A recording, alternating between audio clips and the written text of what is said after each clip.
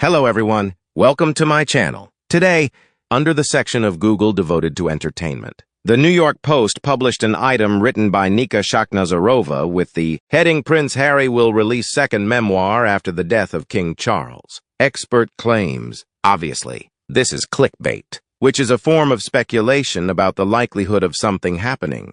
It is possible, according to Kinsey Schofield, that Harry will wait to make any further public announcements until after the passing of his father. It would appear that Harry still possesses enough content to write more about his experience growing up as a royal. This should not come as a surprise, since it appears that he was compelled to remove over half of the text from his initial draft of Spare. He had already begun to talk about this topic.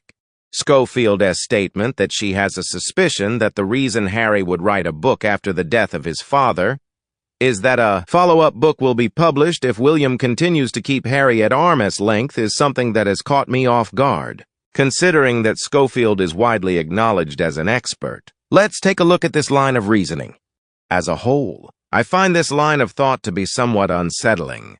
Why should William even try to deal with Harry in the first place? After Charles's passing, does Harry anticipate that William will welcome him with open arms? Is it because Harry is in need of finances? Or is he feeling a sense of isolation relating to his previous residence and country? Another possibility is that he will be able to use his brother as a bargaining chip to get anything he wants.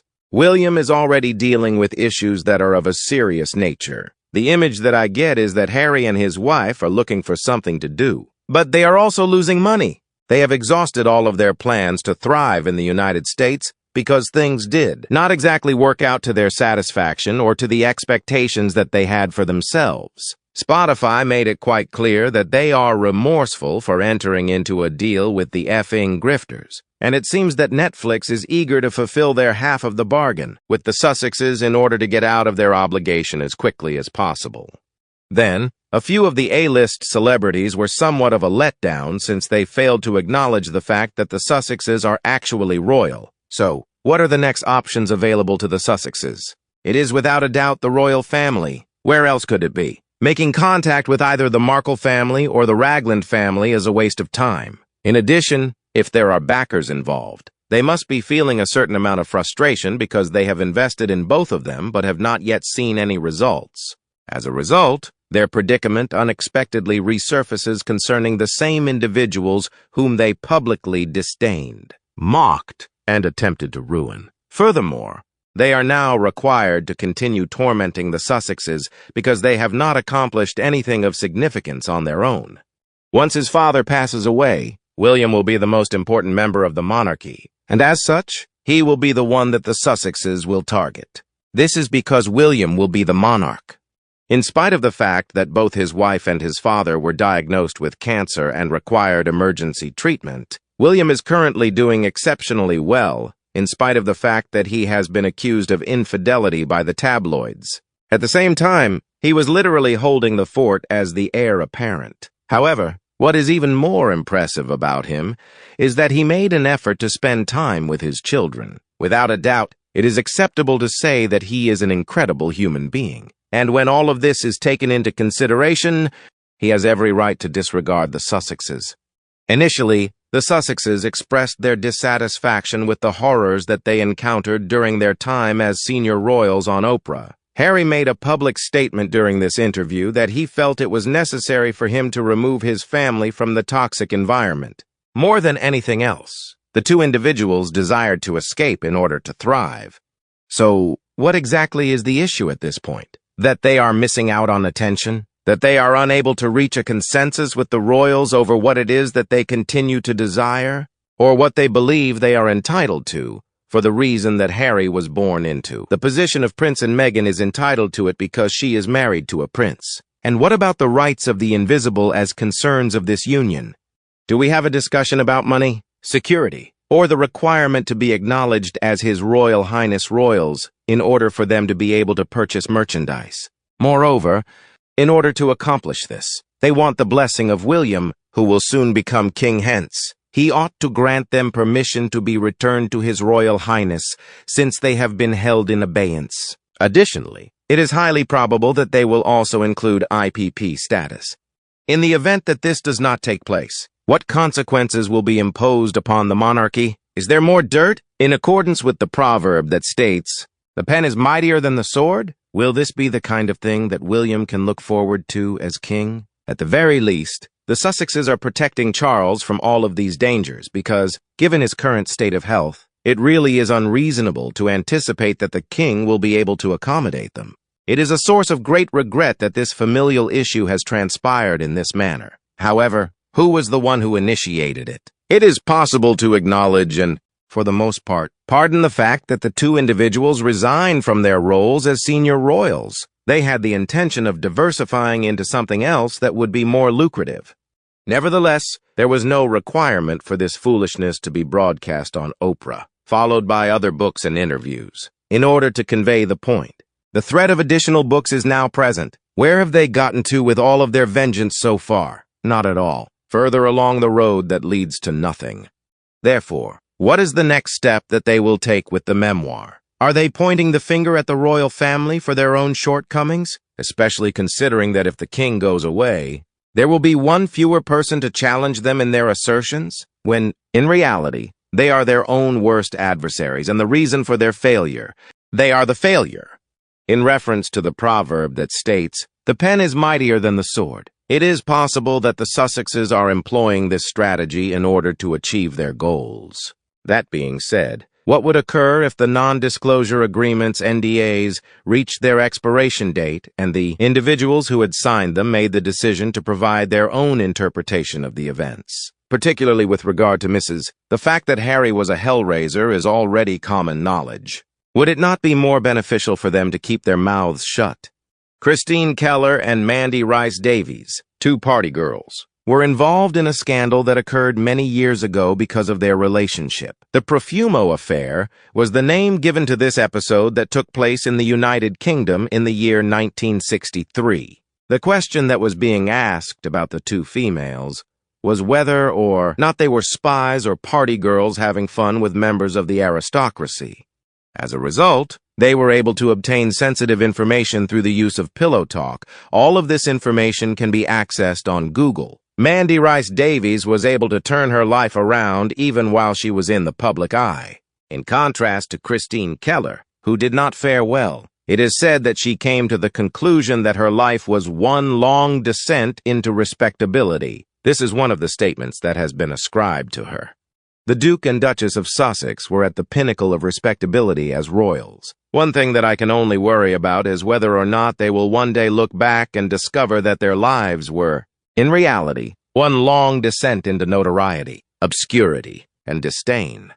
To be honest, Harry still can think straight. Charles may well live as long as his parents. He is probably in better health than Harry. Numerous things are leaking out on the internet, confirming what we have heard in the past. A couple of books about their behavior will finish them. Who cares about Harry having one less sausage or his smaller bedroom?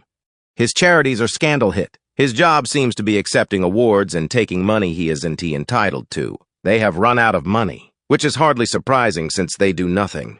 They really do need to get jobs. They are going to reap the whirlwind of lies very soon. Has he forgotten that they were literally giving his last book away? Scobie's book didn't sell either. Publishers exist to make money, not feed egos and attract lawsuits. Remember the Dutch translators? Many people may think that the king still loves his youngest son and is hoping for reconciliation, as fathers tend to do. The gloves will come off once William becomes king, especially if there is another book in the works. William will act swiftly and not caring one jot about his brother's feelings. I can see William asking Parliament to remove his titles, and asking the realm parliaments to amend the succession laws to remove his brother. I can also see the palace lawyers quashing the book through a cease and desist letter, and firmly telling the publisher that they will sue everyone involved in the project. Something that Harry needs to seriously consider as well is that there have been several of their school friends who are livid with Harry's book and how inaccurate it is, and how portrays William, and have been talking about writing a book to set the record straight. I wonder if they are waiting for William to give the okay before going ahead with the project. They know all the secrets and will reveal all to set the record straight. These are members of the wealthiest families in the UK and have deeper pockets than Harry to pay lawyers. King Charles' plotting clod of a second son has him caught between a rock and a hard place. The clod is the biblical prodigal son, and King Charles is the current incumbent to the Church of England. Its ethical and moral values have to be upheld in memory of his late mother, so not much he can do with the clod. However, Prince William has mettle. He will, without hesitation, swing his mighty sword at the cowering fool. No way will Prince William allow that clod to touch his family with unproven rumors, lies, or scandals. Certainly. Threats and more threats. This seems to be the way that Harry and Meghan have tried to force the royal family to give them what they want. And I think the main reason for doing this is money. Meghan will never think that she has enough and will do whatever it takes to get more. It has been rumored that Meghan was taking photos in Kensington Palace in areas where she did not belong. There is also the story that she was snooping around the Clooney's home when she was there as a guest, and that she did the same thing while living in Tyler Perry's home. There are photos of Meghan, before she and Harry were engaged, going through the trunk of Harry's car and told to leave. All of this would imply that she was looking for information or something to use as blackmail. I genuinely cannot fathom the reasoning behind writing another book after the king's death. What is Harry hoping to achieve with this? Does he plan to fill the pages with another series of distortions and half-truths?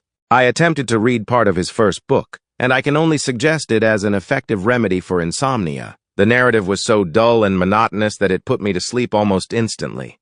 Harry seems to be oblivious to how utterly uninteresting he has become. His constant need for attention and validation through these literary endeavors only serves to highlight his lack of substance. Instead of presenting any meaningful insights or reflections, he seems fixated on portraying himself as a victim, regardless of how much he has to stretch the truth to do so. The redundancy of his grievances and the self-indulgent nature of his writing make it clear that he is disconnected from the reality of his privileged position. One would think that after the tepid reception of his first book, he might reconsider his approach, but it appears he is determined to persist in this futile endeavor. Harry's inability to understand his own mediocrity is astounding. It's as if he believes that the world is endlessly fascinated by his repetitive tales of woe and misunderstood nobility. Unfortunately for him, the public's patience is wearing thin, and there is only so much tedium one can endure. His persistence in publishing more of the same tiresome content does nothing but confirm his detachment from the real issues at hand and the very real fatigue his audience feels towards his incessant complaining. Oh, really? If his dad can fight back, then it figures. My dear Prince William, please, by all means, put the Todger in his place! The tower would be quite appropriate for the likes of him. I mean, just imagine it, Prince Harry, the self-proclaimed champion of truth and justice, locked away in the Tower of London. It has a certain poetic justice to it, doesn't it? For someone who can seem to stop airing the royal family's dirty laundry, perhaps a stint in the Tower would give him some much-needed time to reflect on his actions. The notion that Harry believes the world is eagerly waiting for his next literary masterpiece is laughable. If his first book was anything to go by, we're in for another round of embellished stories and self-pity. It is almost as if he thinks his tales of woe are Shakespearean dramas that we simply can't get enough of. Newsflash. Prince William, with his characteristic mettle and sense of duty, is far more equipped to deal with Harry's antics. While King Charles may be bound by the moral and ethical constraints of his position as the head of the Church of England, William is not so encumbered. He can and should wield his influence to curb his brother's incessant whining and baseless accusations. It's high time someone put Harry in his place. The audacity of his actions, from publicly disparaging his family to peddling his mundane grievances as earth-shattering revelations, is staggering. One might think that after the lukewarm reception of his first book, he would take a hint. But no, Harry seems determined to double down on his misguided crusade. So, yes, Prince William, we implore you to step up. The Tower might be a tad medieval, but a firm and decisive action is undoubtedly needed. Perhaps then, Harry will finally grasp the notion that the world is not as fascinated with his embellished sob stories as he believes. Until then, we can only brace ourselves for more of the same dreary, self-serving drivel.